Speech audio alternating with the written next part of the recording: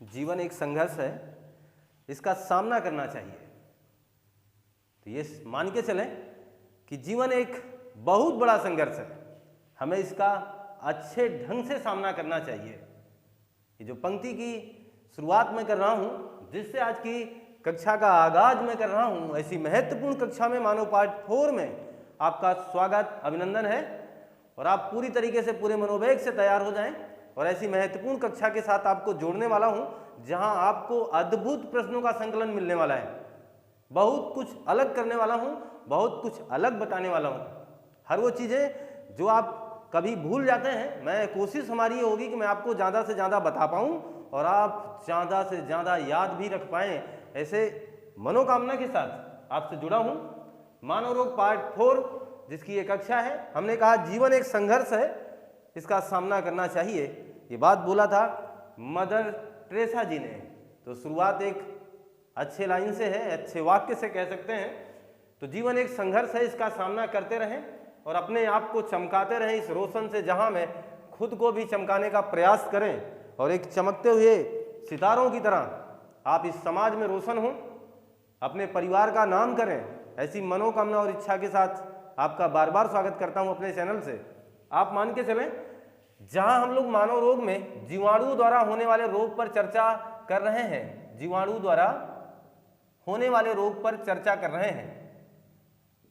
यहां इसकी जीवाणु द्वारा होने वाले रोग, इस पर चर्चा हो रही है। इसके सीरीज पार्ट 3 में हुई है, जहां हमने बात की है टीबी की, जहां हमने बात कर ली है हैजा की।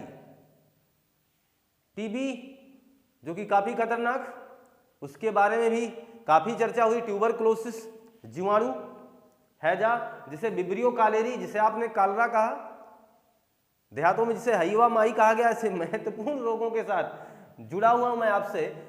हम उन पर चर्चा कर चुके हैं और सीरीज को आगे बढ़ाते हुए रोगों को भी आगे बढ़ाने का ही प्रयास हमारा रहेगा। तो जहां आपको छोड़ा है पार्ट 3 में, जहां आपको छोड़ा है पार्ट 3 में, वहीं से आपको जोड़ रहा हूं पार्ट 4 में, है ना। ये आपका कॉन्सेप्ट जिससे बेहतर ढंग से क्लियर हो पाए, आप क्रमबद्ध तरीके से सीरीजों को देखने का प्रयास करते रहें। हम बात करेंगे जहां हमने बात कर ली थी डीबीटी की। कुछ याद आया होगा आपको? डीबीटी, एक डीबीटी होता है और एक वाकई में बहुत ही अद्भुत बात मैं करूंगा। डीबीटी की तो बाद में ही चर्चा होती रहेगी। डायरिया, परटूटिस, टिटनेस, डीपीटी उसे बोलेंगे। डीबीटी एक खाद का नाम है और डीपीटी एक रोग का नाम है। ये चीज ध्यान दीजिए, इसको आप अपने कॉलम से हटाइए। डायरिया, परटूटिस और टिटनेस की बात हुई है। डीपीटी का टीका कहाँ लगता है? तो आप कहेंगे सर डायरिया, परटूटिस और टिटनेस में ये वैकल्पिक व्यवस्था में आ जाएगा। तो आप ये मान के चलिए किसी रसायन की बात कर रहे हैं, डीबीटी का छिड़काव होता है, ये किसी रसायन की बात कर रहे हैं जो कीटनाशक में प्रयोग किया जाता है, उसकी बात हो रही है। आप उन्हें जाने दीजिए, मैं डीपीटी की बात कर रहा हूं। इसको भ्रमित करने के लिए आपके एग्जामिनर महोदय आपके वैकल्पिक व्यवस्था में आपसे जुड़ते हैं कुछ इस तरीके से। तो diarrhoea, D for diarrhoea, P for pertussis और टी फॉर टिटनेस। डायरिया आप जान ही रहे हैं। परटूटिस, इसकी भी चर्चा हुआ है, काली खांसी बोलेंगे हम इसे। और टिटनेस बहुत ही खतरनाक, जंग लगे लोहे से, गंदे कीचड़ में आपके कटे हुए स्थान अगर स्पर्श कर जाते हैं तो वहां भी टिटेनी नामक जीवाणु आपके शरीर में प्रवेश कर जाए, ये 100% चांस बना रहता है। इसलिए आपको ATS, एंटी टिटनेस सिरप लगाने की सलाह दी जाती है। मैं भी अपने चैनल के माध्यम से, अपनी कक्षाओं के माध्यम से आपको ये सलाह देता रहूँगा, क्योंकि पहली प्राथमिकता हम लोगों की है कि हम अपने स्वास्थ्य की चिंता करें, हम अपने आप को मेंटेन रखें। ऐसी व्यवस्था हमें हमेशा सहजता से स्वीकार कर लेना चाहिए, क्योंकि ये हमारे जीवन के लिए लाभकारी होंगे। इतनी बातें तो स्पष्ट कर दिया हमने आपके सामने। अब मैं डीबीटी की जहां बात कर चुका हूं, वहीं से अब शुरुआत करने वाला हूं एक महत्वपूर्ण रोग से आपको रूबरू कराऊंगा, कुष्ठ रोग। आप इस रोग को ये मान के चले, जैसे ही मैंने इसका नाम लिया है आपका मन थोड़ा सा कुष्ठ हो गया होगा। कुष्ठ का मतलब हुआ कि आपका मन भी थोड़ा सा रूखा रूखा व्यवहार करने लगा होगा कि सर क्या बताने वाले हैं आप। कुष्ठ रोग वही है जिसे घृणित रोग कहा जाता है। कुष्ठ रोग वही है जिसे समाज का दोष माना जाता था। समझना जरा, आज भी है। आज भी मैं बड़े दावे के साथ कहता हूं, बड़े बड़े शहरों की बात मैं मिथक छोड़ दूं, अच्छे पढ़े लिखे लोगों की बात छोड़ दूं, तो आज भी गांव समाज में आज भी ये धारणा है ही है कि अगर किसी व्यक्ति को कुष्ठ हुआ है तो उसके परिवार में वो किसी भी प्रकार का नाता रिश्ता रखना नहीं चाहते हैं, अर्थात नवीन तो जोड़ा बिल्कुल नहीं भेजेंगे, यानी शादी की व्यवस्था तो वहाँ बिल्कुल नहीं करने वाले हैं। यानी आज भी हमारे समाज में ऐसी क्रूतियाँ, ऐसी भ्रांतियाँ हैं लोगों के दिमाग में। मैं ऐसे महत्वपूर्ण रोग के साथ आपको जोड़ रहा हूँ। कुष्ठ रोग जिसे समाज का दोष माना गया, समाज का दोष माना गया, जिसे घृणित रोग कहा गया, जिसे घृणा की दृष्टिकोण से देखा गया। हमने इसे समाज का दोष कहा, हमने इसे घृणित रोग कहा। ये बात आप ध्यान दें। एक बात और समझ लीजिए, लोगों को भय था, लोगों को डर था, इसलिए इसको समाज का दोष कहा गया कि उनको लगा कि ये फैल जाएगा। यही तो आशंका है, तभी तो लोग अपनी पुत्री की शादी उनके यहाँ करने को राजी नहीं हो रहे हैं, या वो अपने पुत्र की शादी आपके यहाँ करने को राजी नहीं हो रहे हैं अगर कोई व्यक्ति का परिवार वाला इस कुष्ठ रोग से पीड़ित है।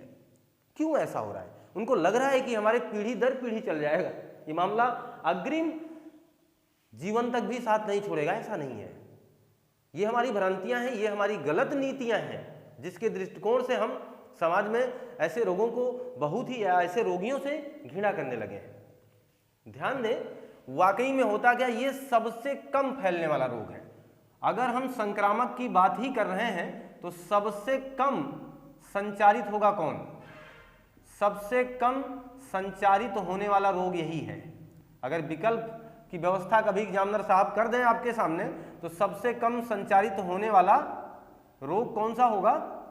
यही होगा, कुष्ठ रोग। ये सबसे कम संचारित होगा, सबसे कम फैलेगा। फिर इतनी समस्या क्यों?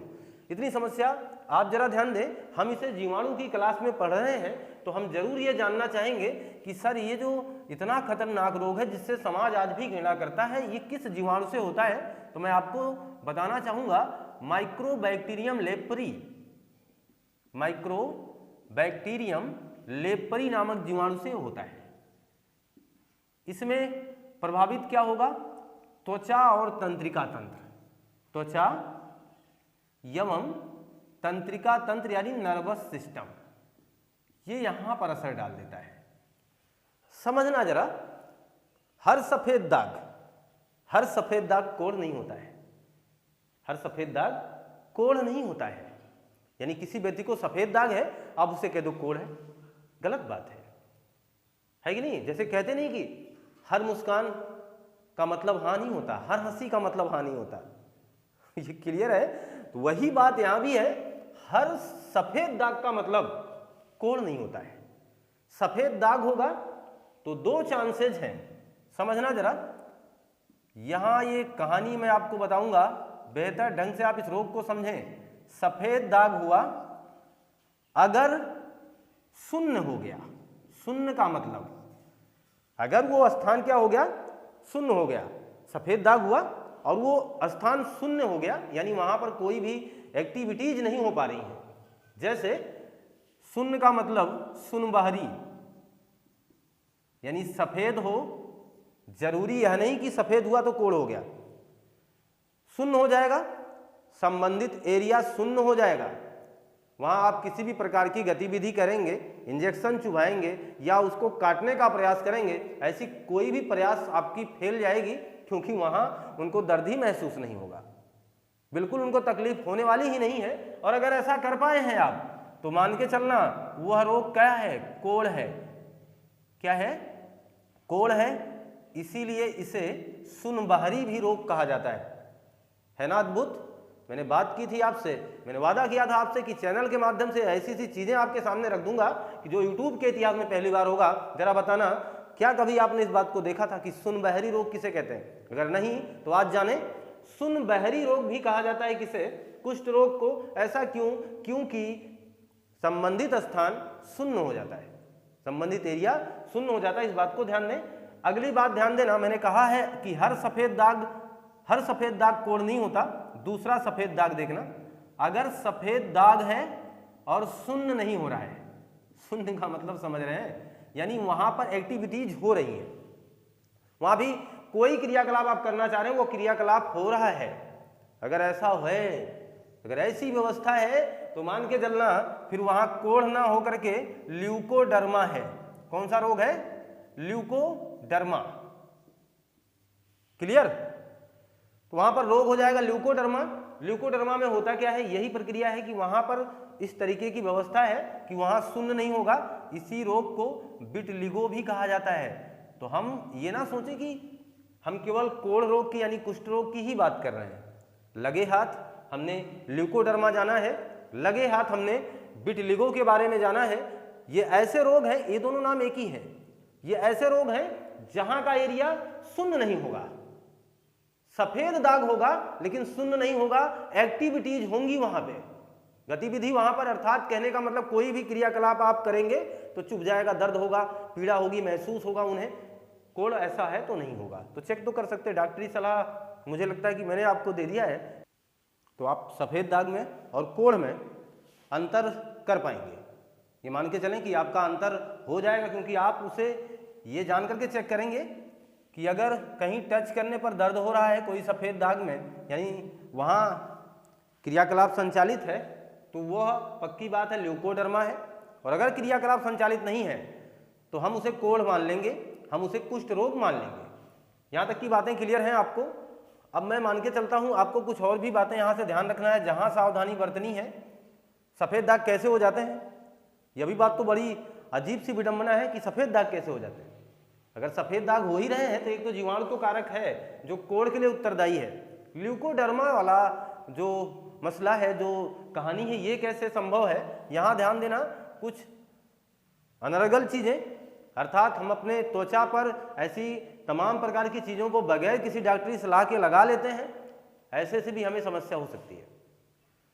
और एक महत्वपूर्ण बात मैं आपको बता दूं कि टैटू, कुछ लोग देखिए आज के समय में अपने शरीर पर टैटू वगैरह बनवाते हैं, है ना, टैटू वगैरह बनवा लेते हैं। वो जो टैटू बनवाना है यह भी खतरनाक है, क्योंकि टैटू बनवाने से आपके शरीर के अंदर बन रही वर्णक कोशिका नष्ट होती है। ध्यान देना, क्या बोला है हमने, अद्भुत क्वेश्चन है ये। क्या नष्ट होगा? वर्णक कोशिकाएं नष्ट होने लगती हैं। यानी अगर हम विभिन्न प्रकार के क्रीम्स इस तरीके का इस्तेमाल कर रहे हैं अपनी त्वचा पर, ऐसी तमाम प्रकार की भ्रांतिमारक चीजें लगा रहे हैं जिन्हें हमने कभी डॉक्टरी सलाह के माध्यम से नहीं लिया है, और अगर ऐसा हम कर रहे हैं तो हमारी वर्णक कोशिकाओं के नष्ट होने की पूर्ण संभावनाएं बनी हुई हैं। और अगर ऐसा हो गया तो आपके चेहरे पर, आपके त्वचा पर जगह जगह सफेद रंग के धीरे धीरे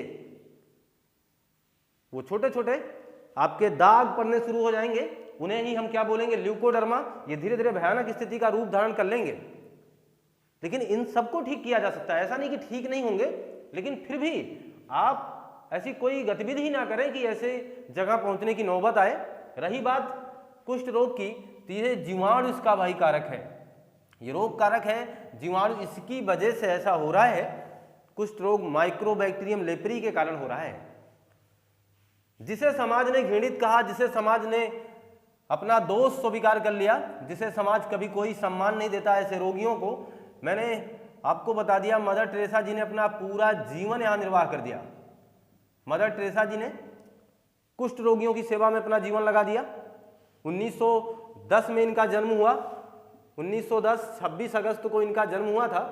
आप मान के चलें इनका जो महत्वपूर्ण कार्य योजना थी, क्योंकि ये 18 वर्ष बाद अपने घर वालों को छोड़ करके केवल देश की, लोगों की, पूरे विश्व में जो भी लोग इन्हें मिले उनकी ये सेवा में अपना पूरा जीवन इन्होंने क्या कर दिया? निर्वाह कर दिया।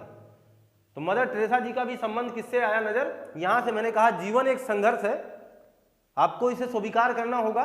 ये बात बोला मदर टेरेसा जी ने, जीवन एक संघर्ष है, इसका सम्मान करना होगा, इसका सामना करना चाहिए।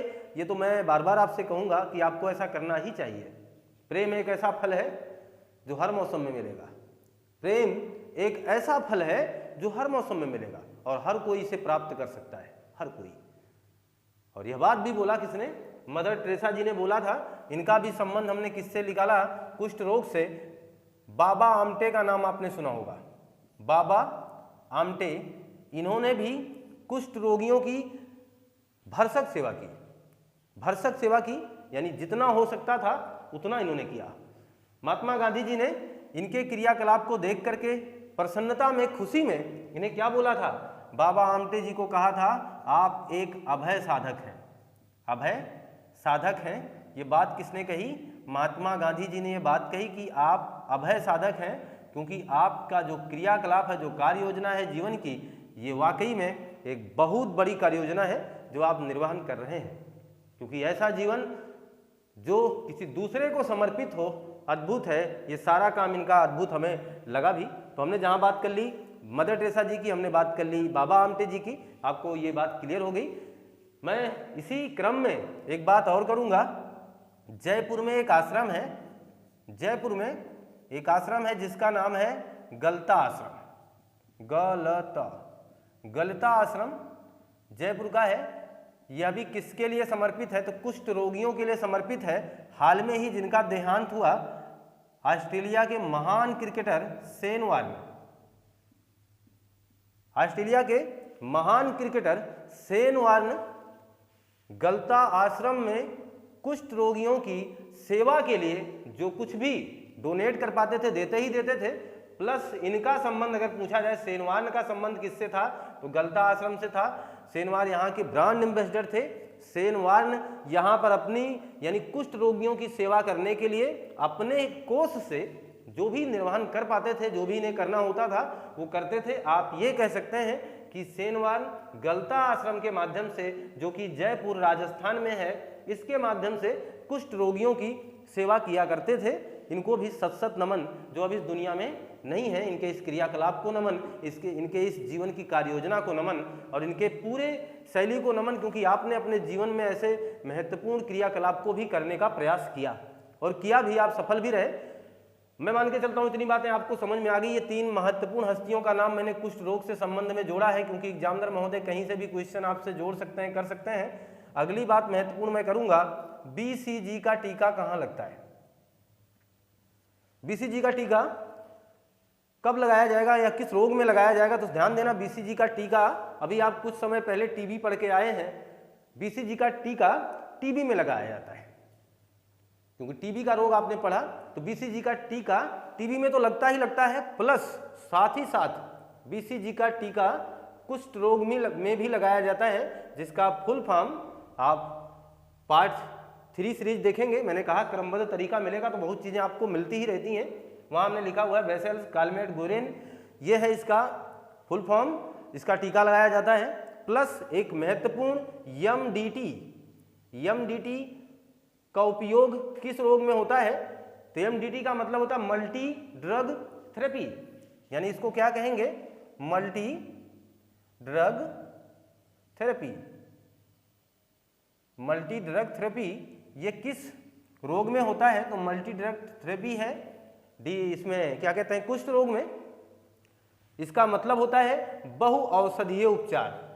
बहु औषधीय उपचार, अगर आप कुष्ठ रोगी हैं तो आपका बहु औषधीय उपचार किया जाएगा।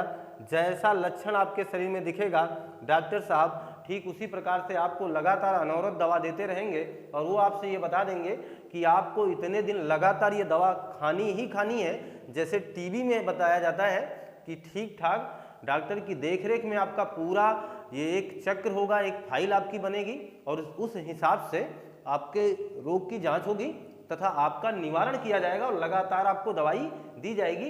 तो मैंने जहां बात करी इस कुष्ठ रोग के बारे में, मुझे लगता है कि आपको सारी जानकारी कुष्ठ रोग के बारे में तह तक मैं पहुंचा पाया हूं और आपको ये बात अच्छी भी लगी होगी। आप इसका स्क्रीनशॉट ले लीजिए। ये मान के चलो कि आपने स्क्रीनशॉट ले लिया है, तो टैटू वगैरह बनवाना काफ़ी गलत है। ये मान के चलेगा ल्यूकोडर्मा हो सकता है। घरेलू उपचार भी उसके हैं, आप शहद लगा सकते हैं, तुलसी का रस लगा सकते हैं आप, यानी तुलसी का जूस आप निकालें, तो ये सब उसमें ल्यूकोडर्मा में कारगर हैं। आप सेब का सिरका लगाइएगा। तो ऐसी तमाम चीज़ें हैं, बहरहाल उनकी तो डॉक्टरी सलाह आप लें, वो बेहतर रहेगा आपके लिए। अब हम बात करते हैं एक महत्वपूर्ण रोग जिसका नाम है प्लेग। प्लेग की बात करेंगे आप। प्लेग भी बहुचर्चित, बहुत ही खतरनाक रोग है जो कि जीवाणु से ही होने वाला रोग है, और हम अभी जीवाणु संबंधी रोग ही पढ़ रहे हैं। इस बात को ध्यान देना, क्योंकि अक्सर एग्जामिनर यही पूछ लेते हैं कि ये किससे होते हैं, प्लेग किससे होता है, तो जीवाणु से होता है, ये बात ध्यान रखिएगा। इसमें ध्यान देना, प्लेग होता है कौन से जीवाणु से, वो है पास्चुरेला पेस्टिस। पास्चुरेला पेस्टिस ये जीवाणु है, इसे हम कहेंगे रोग कारक। इसे हम क्या कहेंगे, रोग कारक। दूसरी बात समझना, पास्चुरेला पेस्टिस आता कहाँ से है, इसका रोगवाहक कौन है, ये बात ध्यान देना। तो रोगवाहक की बात करेंगे तो यहाँ मिलेगा जीनोपसेला। जीनोपसेला एक प्रकार का पिस्सू है। जीनोपसेला एक प्रकार का पिस्सू है, इसे हम कहेंगे रोगवाहक। समझना जरा, रोगवाहक किसे कहा जाता है, मैंने पहले पार्ट में ही बता रखा है कि जो आपका रोग कारक को आपके शरीर के अंदर डाल देते हैं, जैसे मच्छर आपको काटेंगे जरूर, तो ये होते हैं रोग कारक। मक्खी आपको काटती नहीं, उला करके आपको दे जाती है, इसका मतलब वो होती वाहक। क्लियर है बात ना। तो ये रोगवाहक है, क्योंकि ये काटेंगे, ला करके डालेंगे आपके शरीर में। यहां पर देखना जरा, आशय कौन सा है, यानी ये जीनोपसेला पिस्सू रहेगा कहाँ, तो ध्यान देना, चूहा क्या है, इसका आशय है। ये बात ध्यान देना, हमने आपसे बताया था कि जहां पर ये जीवाणु विषाणु अपना घर बना लेते हैं, रहते हैं। आप जरा सोचो, प्लेग में बदनाम कौन है, चूहा। प्लेग में बदनामी किसे मिली, चूहे को, जबकि जीनोपसेला ऐसे तमाम प्रकार के जानवरों के ऊपर रहता है।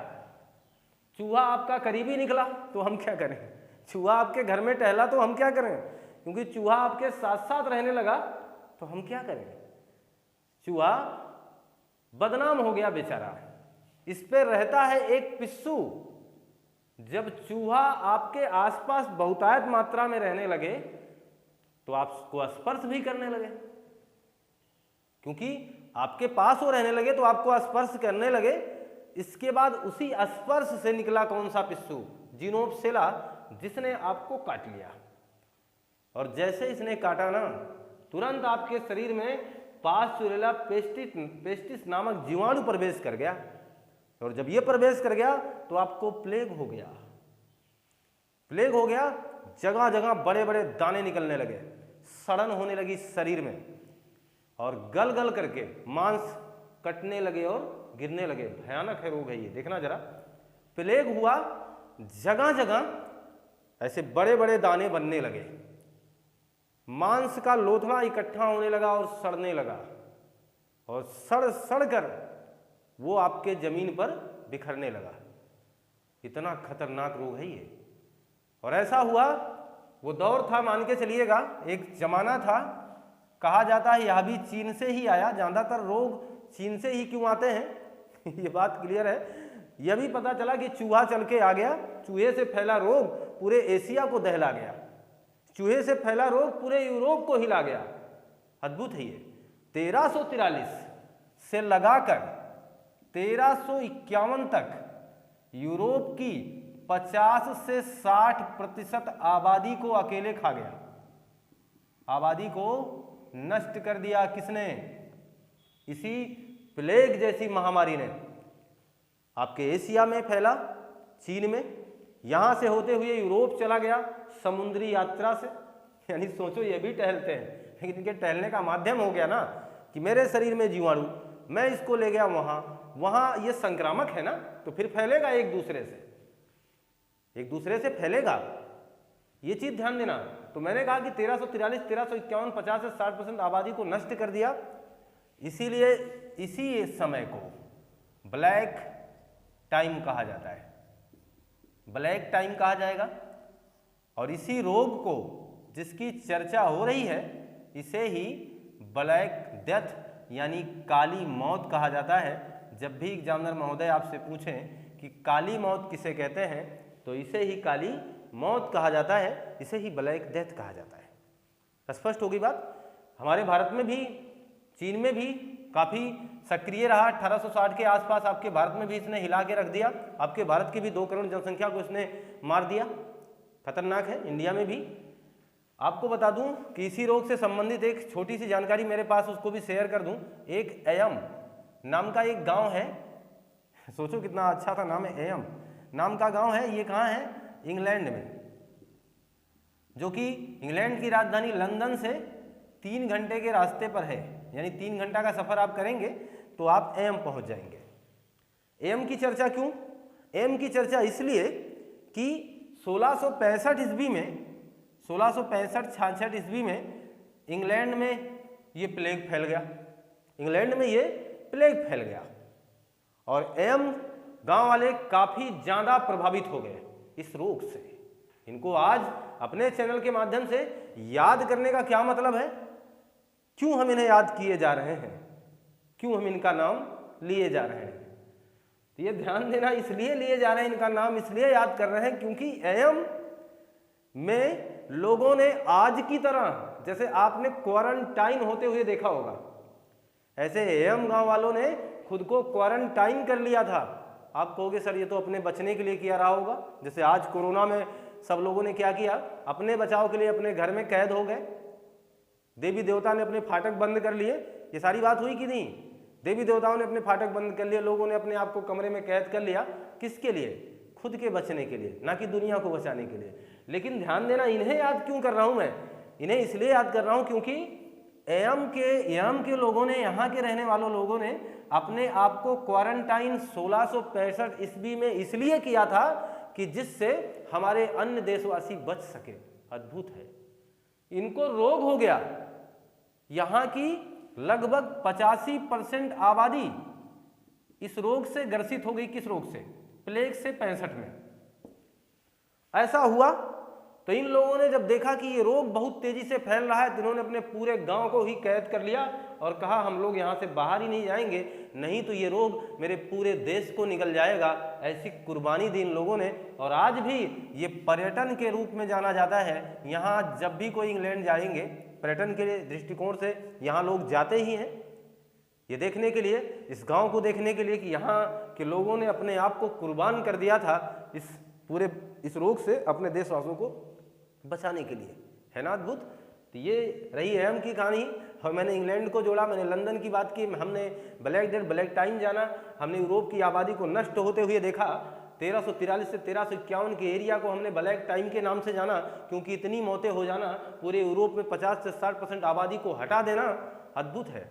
ऐसे रोग बहुत ही खतरनाक, आप मान के चले, इनसे बचना, तमाम प्रकार की चीज़ें करना कितना कठिन हो गया। तो प्लेग की बातों के बारे में हम जान चुके हैं, जिनोमसेला की बात कर चुके हैं। इसको ध्यान देना कि हम जहाँ जिनोमसेला, जिसे हमने चूहा कहा, आशय कुछ भी पूछा जा सकता है। चूहा को क्या कहेंगे? आशय कहेंगे। आप बोर ना हो तो आपको लॉजिक बता दूं मैं, एक महत्वपूर्ण, जहाँ चीनी की बात कर रहा हूँ, चीन वालों की बात कर रहा हूँ, तो जैसी हमारी राशि होती ना, ऐसे चीनियों की भी क्या है? राशि। वो चीनी राशि है, जैसे भारत की राशि है, अलग अलग बना रखा है ना लोगों ने, और राशि आप बहुत विश्वास करते हो, उसको देखते भी हैं। ऐसे चीनी वालों की भी राशि है, चीनी राशि, और चीन से ही ऐसे तमाम रोग आए। चीन में एक राशि है चूहा राशि। सोचो क्या बेहतर है ना। हमारे यहाँ ऐसी व्यवस्था तो नहीं, मुझे लगता चूहा राशि हमारे यहाँ नहीं है, चीन वालों ने है। चीनी राशि में चूहा राशि का मतलब समझना, ये चूहा राशि कहती है कि 1924 में 12 जोड़े कितना आ जाएगा? 1936। भाई 24 10 34, हाँ जी, 1936 में 12 जोड़े कितना आएगा? 1948 में 12 जोड़े 1960, फिर 12 जोड़े 1972, फिर 12 जोड़े 1984, और फिर 12 जोड़े 84 10 94 1996, फिर 12 जोड़े आप 1996 से अगर 12 जोड़ेंगे तो 2008। चूहा राशि यानी चीनी राशि में, ये आपके मनोरंजन के लिए है, ये आपके एग्जाम के दृष्टिकोण से महत्वपूर्ण नहीं। चीनी राशि की चूहा राशि में इन वर्षों का जिक्र किया गया है। अगर कोई व्यक्ति इन वर्षों में पैदा हुआ है, इन वर्षों में पैदा हुआ है, तो वो चूहे की तरह चालाक होगा। चूहे की तरह क्या होगा? चालाक होगा और मजाकिया होगा, ये माना गया। चूहे की तरह चालाक और कैसा होगा? मजाकिया होगा, ये माना गया। हमने चूहे की बात की ना, तो इसलिए मैंने चूहे पर थोड़ी सी बहस कर दी आपके साथ। 1924, 36, 48, 60, 72, 84, 96-2008 आपने घर वालों में देख लो, कोई ऐसे समय पे जन्म लिया हो इन वर्षों में, तो एक तो वो चालाक होगा और दूसरा वो मजाकिया होगा। तो हम लोगों ने ब्लैक डेथ के बारे में जान लिया, हमने बहुत ही खतरनाक रोग के बारे में जान लिया। ये बात आप ध्यान रखना, इसका क्रम आप याद रखना, किसी से भी ये शेयर कर सकते हैं आप। तो मैं मान के चलता हूँ कि आपको ये पूरी जानकारी मैं दे पाया हूँ। आप इसका स्क्रीनशॉट ले लीजिए, तो मान के चले कि आपने स्क्रीनशॉट ले लिया होगा। और अब महत्वपूर्ण बात मैं करूँगा, जहाँ हमने प्लेग की बात कर ली है, अब हम बात करेंगे निमोनिया की। निमोनिया में आप बहुत ज़्यादा आपको काम नहीं करना है, बस इतना याद रखना है कि ये डिप्लोकस निमोनी नामक जीवाणु से होता है। डिप्लोकस निमोनी आराम से याद रह जाएगा क्योंकि इसके पीछे निमोनी लगा है, डिप्लोकस निमोनी, और इसमें प्रभावित होगा फेफड़ा। इतनी बातें याद रखिएगा निमोनिया में। और निमोनिया के बाद हम बात कर लेते हैं एंथ्रेक्स की। एंथ्रेक्स यह भी एक रोग है और यह भी संबंधित किससे है? श्वसन तंत्र से। श्वसन तंत्र संबंधी विकार है यह भी एंथ्रेक्स। ये होता है बैसिलस एंथ्रेसिस। याद रह जाएगा ना, क्योंकि ये तो नाम से ही नाम बनाए जा रहे हैं, तो हमें इन्हें याद करना बहुत आसान हो जाएगा। तो बैसिलस एंथ्रेसिस नामक जीवाणु से होता है एंथ्रेक्स रोग। श्वसन तंत्र संबंधी विकार है और ये रोग बहुत ही तेजी से फैलता है, इसीलिए इस रोग को जैविक हथियार के रूप में भी उपयोग किया जाता है। जैविक हथियार के रूप में उपयोग किया जा सकता है, इस बात को ध्यान देना। तो कभी भी पूछ ले कि जैविक हथियार का संबंध किस रोग से है, तो एंथ्रेक्स से, क्योंकि इसे बहुत ही अच्छे ढंग से किसी भी समुदाय में प्रसारित आसानी से किया जा सकता है। एंथ्रेक्स को, इसके जीवाणु को इकट्ठा करके वायुमंडल में आकर के किसी ऐसी आबादी में छोड़ देना जहाँ के लोग इससे प्रग्रसित हो जाए, इसी को कहेंगे जैविक हथियार। क्लियर है ना? ऐसा ये एंथ्रेक्स हो गया। तो निमोनिया एंथ्रेक्स की बात हमने कर ली है। अब हम बात कर लेते हैं सिफिलिस की, और एक है गोनेराई। सिफिलिस और एक है गोनेराई, गोनेरिया। दोनों में समझ जाइएगा। सिफिलिस होता है पैलिडम जीवाणु से, पैलिडम जीवाणु से, और गोनेरिया होता है गोनेराई जीवाणु से। याद आसान करना है, कोई बहुत कठिन बात नहीं है। गोनेराई जीवाणु से होता है, आपको बस इनके साथ परिचय स्थापित करना है। रटने की आवश्यकता इसलिए नहीं क्योंकि वैकल्पिक व्यवस्था में ये जब भी आपसे मुखातिब होंगे, आप केवल पहचान अच्छा बनाए रखिएगा तो आपके पहचान से ही पहचाने जाएंगे, इस बात को ध्यान दीजिए। तो सिफिलिस होता है पैलिडम जीवाणु से, गोनेरिया होता है गोनेराई जीवाणु से। दोनों ही जननांग संबंधी रोग हैं, जननांग संबंधी रोग हैं, इस बात को ध्यान देना। मिस्र में एक लाश मिली थी, दफन हुई लाश, यानी कब्र में थी, उसे जब निकाला गया तो उसको रोग था सिफिलिस। ये माना गया कि सिफिलिस से बहुत पहले रहा होगा, फिर धीरे धीरे वही सिफिलिस किस में बदल गया? सफेद दाग में, सफेद दाग में बदल गया। और फिर वही सफेद दाग धीरे धीरे किसका रूप ले लिया होगा? कोढ़ का। ऐसी मान्यता थी लोगों की। अब इसमें कितनी सच्चाई है वो बात जाने वैज्ञानिक, लेकिन मैंने कह दिया कि सिफिलिस का संबंध किससे है? तो सफेद दाग से है। सिफिलिस बहुत समय तक रह जाएगा तो सफेद दाग का रूप धारण कर लेगा, आपके वर्णक कोशिकाओं को नष्ट करने की क्षमता ये रखेगा, इस बात को ध्यान देना। तो मैंने इसलिए इस जानकारी को शेयर किया जिससे आप कभी भी एग्जामिनर ऐसा जानना चाहे ना तो आप भी जानकार बने रहें। तो सफेद दाग का संबंध सिफिलिस से है, ये बात क्लियर करके जाएं आप। क्लियर? तो हमने सिफिलिस की बात कर ली, हमने गोनेरिया की बात कर ली, और हम बात करें जीवाणु संबंधी रोग। दो महत्वपूर्ण रोग आपके और भी रोग हैं, बहरहाल चर्चित हैं। एक गला घोटू, आप बहुत जानते हैं, गलघोटू जिसे कहते हैं, ये जानवरों में होता है। आपके घर अगर आपने भैंस पालन वगैरह किया है, अक्सर आपने देखा होगा गलघोटू रोग हो जाता है और उनको बचा पाना मुश्किल होता है। गलघोटू और थनैली जिसे आप कहते हैं, ये दोनों ही रोग किससे संबंधित हैं? जीवाणु द्वारा होने वाले रोग हैं, और ये किस में होते हैं? जानवरों यानी पशुओं में होते हैं। क्लियर है?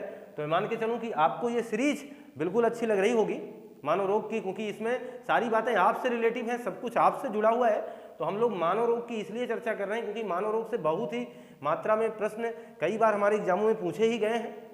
तो हम पार्ट 4 सीरीज को यहीं विराम देना चाहते हैं, क्योंकि आगे का जो मसला है वो वायरस से है। तो पार्ट 5 का इंतजार करें। मानव रोग पार्ट 5 आपके सामने आने वाला है। विचारों के साथ बने रहें। बहुत ही बेहतरीन कक्षा के साथ मैं आपको फिर मुखातिब हूँगा। और अभी मैं आपको हाल फिलहाल यहाँ छोड़े जाता हूँ। आप अपनी तैयारी को मेंटेन रखें, बेहतर करें। अगर ये क्लास आपको अच्छी लगी है तो लाइक करें, शेयर करें, सब्सक्राइब करें, कमेंट करना ना भूलें। मिलता हूँ मैं आपसे नई कक्षा में। आपका दिन शुभ हो। आपको बहुत बहुत धन्यवाद।